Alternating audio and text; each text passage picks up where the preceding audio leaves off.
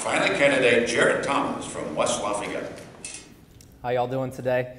I say this very frequently, but my story begins on September 11, 2001. I sat glued to a 10-inch television screen in the unfurnished family room of a rental home in Libertyville, Illinois, in a lawn chair, trying to comprehend at just 11 years old how anyone could do something so horrifying to this country and to our fellow Americans. And the answer, as I later came to find out, is American exceptionalism. This country, despite its many faults, will always remain the greatest country on earth. And I decided on that day that I'd be willing to sacrifice my life in defense of our way of life. I grew up right here in West Lafayette. I went to Harrison High School, was a multi-sport athlete, managed to sneak out of there with a decently respectable GPA, and that's how I was able to kind of sneak past the admissions team at West Point and make my way to that fine establishment.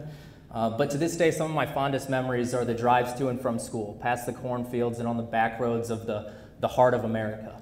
It's the packed high school basketball gymnasiums where, you know, the entire community would come out to support our teams.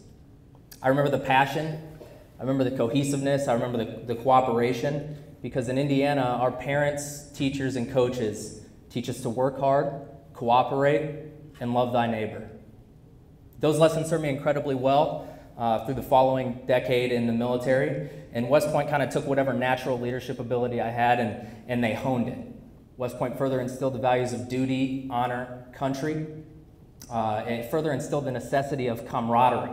It teaches you, you know, the fact that you need to be a servant leader. You need to put the people that you're leading, or in this case representing, before yourself in every regard. After about 15 years, I finally got my opportunity to deploy to the Middle East to serve, and you know, we faced some of the worst conditions imaginable. We lived in underground dirt holes for the first couple months we were there. We ran the gamut of wildlife: snakes, scorpions, camel spiders, you name it, we had it all. And then there was the pesky little nuisance that we called ISIS that was also attempting to get in there and create a little damage as well.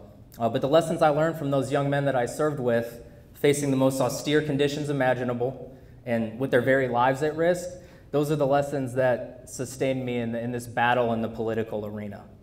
They knew that we had a mission to do. And we have a mission to do today in this country. That mission requires leaders that not only desired to preserve the Constitution of the United States, but leaders that actually swore an oath to defend the Constitution of the United States. Thank you all.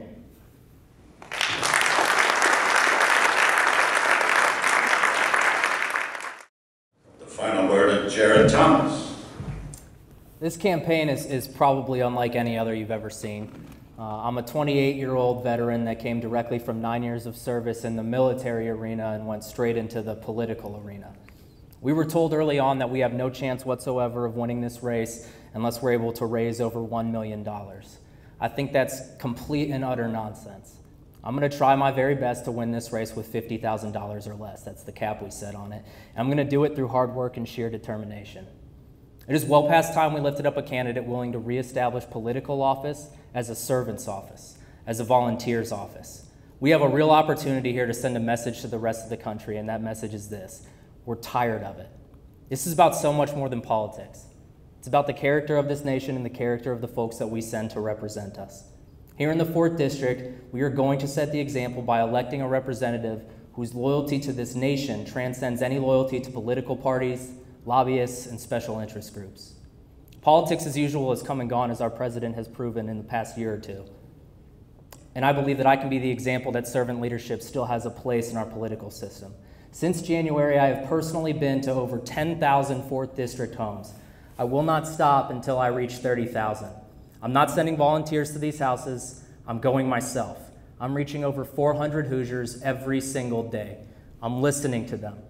I'm learning from them. As a younger candidate, I'm not here to tell you this is the way the world works. I'm here to represent you, and I'm here to serve you. The hard truth is that the Republican Party isn't getting any younger, and it's important that this party, the party of Lincoln and Reagan, the party of the civil rights movement, and overseeing the downfall of the Soviet Union, continues to grow its base and connect with a younger generation. Republican values aren't for any one group, not for one demographic, not for one religion, and not for one age bracket. I can serve as proof that the next generation can take an active and impactful role in our political future, and in a role that would make our predecessors proud. Thank you.